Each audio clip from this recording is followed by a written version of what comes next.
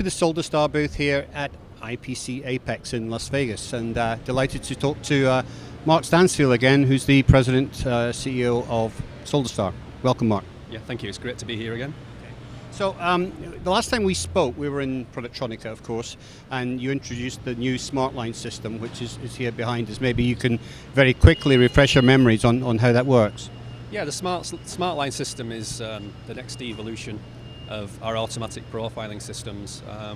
We've been able to measure in real time for a number of years the performance of a refill oven, trace the PCBs as they pass through the process, produce traceability information.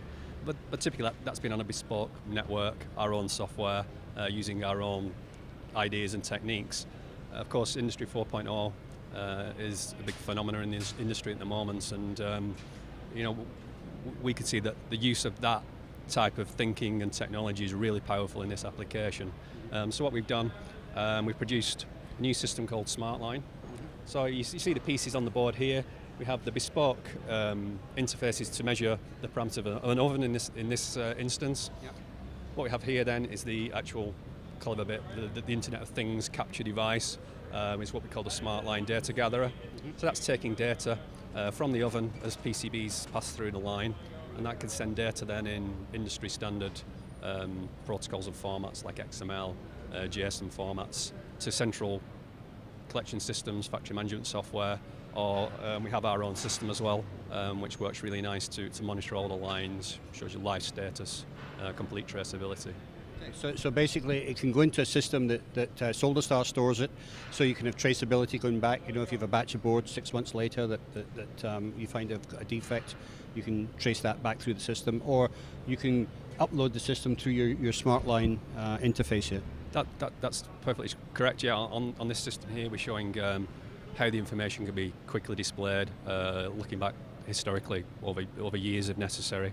We have a number of different scenarios you can use the system in. We have a company in Taiwan who have the SmartLine fitted.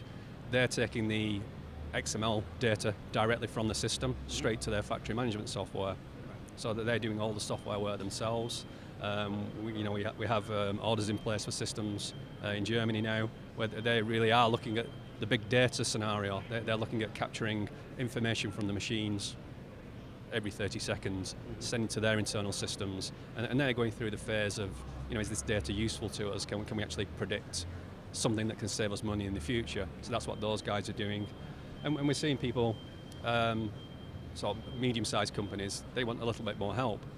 They see the power of fitting monitoring systems to their ovens, the traceability it will bring, the visibility it brings if you're using a subcontract manufacturer maybe overseas. And we've got all the software there to make that system just happen now, really. So, for the smaller users, can you help them to build predictive modeling systems from this data? Because it's one thing, as you say, pulling off a lot of data, but it's got to be actionable data, it's got to be useful. Certainly, yeah. Obviously, Industry 4 is very new. We're certainly not, at the end of the journey yet. I spoke to you over the last year, and I think you've seen how our products evolved and getting more mature. But yeah, that's something I'm particularly interested in. Is the next phase is how we can look at the data we're producing, looking at throughput, patterns of loading on the oven. Why does this machine take more energy than this machine? They're identical. Why is that? And obviously, once the data's there, and we can start to integrate with other information that's available, maybe O2 monitoring to give us nitrogen consumption, things like that, then we can bring all that together.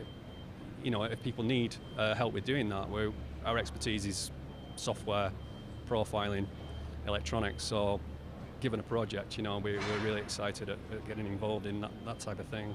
Right. Now, I was looking at the screen over here. If you walk over here for a moment, you'll see that you seem to be monitoring various lines, and some of the locations are quite interesting as well. So how is Solderstar expanding its capability across the world? Well, yeah, as you can see on the screen here, what we're trying to show is the concept of having, in the most advanced form, multiple factories in different parts of the world. And that's the beauty of using, the Internet of Things, the internet technology. Is these things are just IT infrastructure. As I was explaining before, we can run our data collection system on a small embedded computer, if we want to run it on a virtual server in the cloud, if that's what a customer wishes to do, then there's no development needed. It's just deployment. That's what we're doing there. So what we can see here anyway, to answer your question, is we've got an overview of different lines. We can see live status. So we could be looking at what batch is being produced in a remote factory, what the current yield is, how many boards they're producing at the moment. All that information's there. If something goes wrong on the line, then immediately, we have some EMA interfaces in here. We can signal to the conveyors. You need to buffer those boards. We can't accept any more through there at the moment. So it's really powerful what the system can do. It gives you complete traceability on every assembly that passes through the line. Stops the line immediately if there's a problem. And then obviously the new phase that everybody's really interested in is what can we do with the data in addition to this. So it's a really, really powerful use of the technology in our industry, I believe, and certainly on the ovens we can really give some information that probably is not there for most people at the moment. Yeah, I think everybody would agree with the Industry 4.0 stuff that it's a journey, it's not a destination yet. But we're working at the moment on making the machines talk to each other more. But when we get into the real process level, that's going to bring a whole nother level into it. It's going to become really very, very interesting. Yeah, it is. I mean, from the purist point of view, every sensor should be independent, intelligent, communicating, all can talk together. But it depends what the application is. In my opinion, is that what we'll end up with is intelligent networks of sensors that work together to provide an intelligent sub-network. Because some decisions need to be made in real time. It can't go to a central system, decision be made, maybe the line needs to stop, it's too late. The board's already gone through the oven. So these products here are reacting within milliseconds to data that's presented to them. They're making decisions.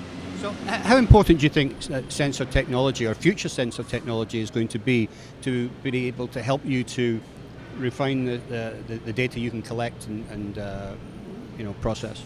Yeah, for the parameters we know and love, we'll always obviously have bespoke systems to do that we design, we build, we own the software for. But I mentioned about O2 monitoring, perhaps energy monitoring is something else that would be an interesting exercise for somebody. Now, yeah, it'll get really, really interesting when devices are just there on the shelf that we can deploy, integrate to in some standard format, and then bring all that data together for the customer in one place. That's what we're hoping to, this journey to move towards. Yeah, it's certainly fascinating, and just one final thing before we end, Mark, we were looking at a profiler earlier and you were showing the areas or the heat zones and the levels we're going to, but the accuracy of the profile. Now some of these new oven systems are coming out with power saving abilities, which is a very good thing. It saves money in the factory.